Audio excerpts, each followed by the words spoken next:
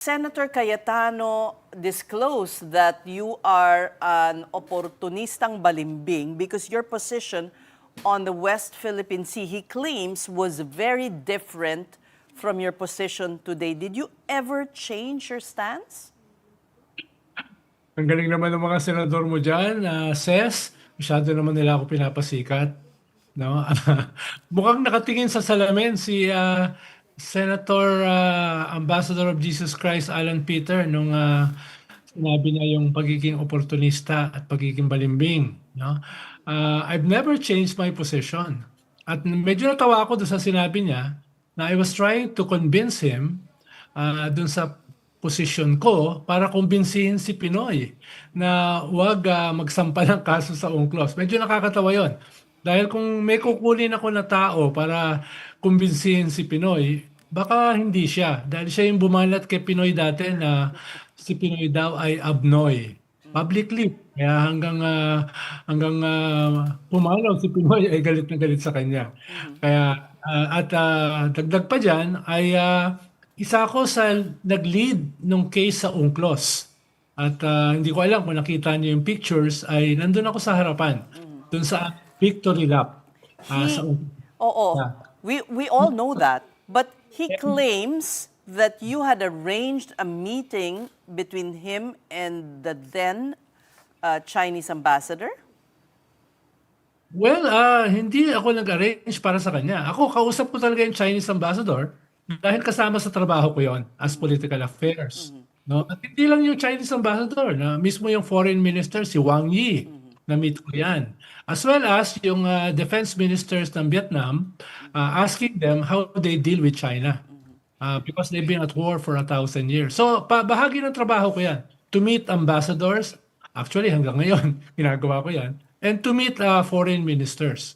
No, lalong-lalo na dito sa usapin ng West Philippine Sea, no? Na nung panahon na 'yon ay nagsimula sa Scarborough.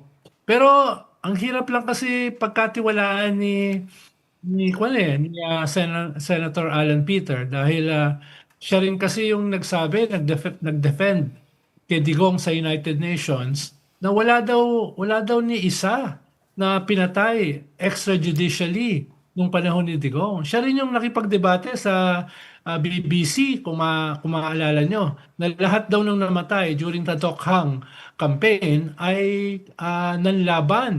lumaban. At siya rin yung nagpromisa sa lahat ng pamilya na bibigyan ng 10,000 pesos, etc. etc. Kaya kung ako sa inyo, hindi ako basta-basta maniniwala kung babalikan yung kanyang track record. Well, except that he brought it up in plenary, so... I was very surprised, no? Paano ako naging agenda sa isang Senate? Parang si Robin Hood Padilla, parang masyado ako pinapasikat. Anong tingin mo, Sean? Kailangan ko bang sagutin yung mga yan?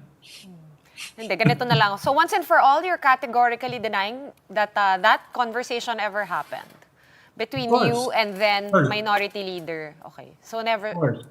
So, Yes, dahil halimbawa, na-picturean lang ako na bumibili ng DVD, nagsabit ng kagad ako ng resignation kay Pinoy. Buti na lang hindi tinanggap. Yan pang iba yung aking pananaw sa kanyang foreign policy. Hindi lang ako pare-resign, sisipain ako niya sa Malacanang. Kaya mahirap na kontrahin mo yung posisyon o foreign policy ng presidente. Dahil nga, very fundamental yan. Very fundamental yan. At baka noong kasi, Secretary ng Foreign Affairs, si Alan Peter, naging Foreign Affairs Secretary. At very pro-China siya. Siguro, nung senador pa lang siya, ay very pro-China na siya. Dahil nung naging Secretary of Foreign Affairs siya, hindi lang siya pro-Tokhang, pro-China siya. Kaya I doubt kung it took somebody like me to convince him doon sa posisyon for foreign policy ng presidente, lalo na si President Pinoy. pero I don't think naman na he would make this up. Nagkaroon ba kayo ever ng conversations at that time bilang part siya ng Senate and part kayo ng cabinet? Did you ever have discussions on China or anything related to the arbitration? Hindi naman siya kasama sa usapin sa arbitration. Hindi naman siya kasama sa Malacanang. Yan kasi pinag-usapan niya sa Malacanang eh. No? At halos wala namang debate diyan eh. From the very start, nag-unite naman yung Malacanang na hindi naman natin kayang tumahimik na lang dito sa aggression ng China. Hindi naman tayo pwedeng makipaggera sa China. Hindi naman tayo pwedeng lusubin yung kanilang napakalalaking artificial islands within our own EEZ. So nagdesisyon ang presidente together with yung core group niya sa cabinet na mag-file ng case sa UNCLOS. Wala akong alam na kumontra ron eh.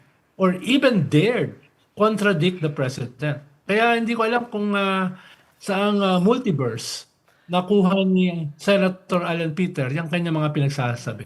Well,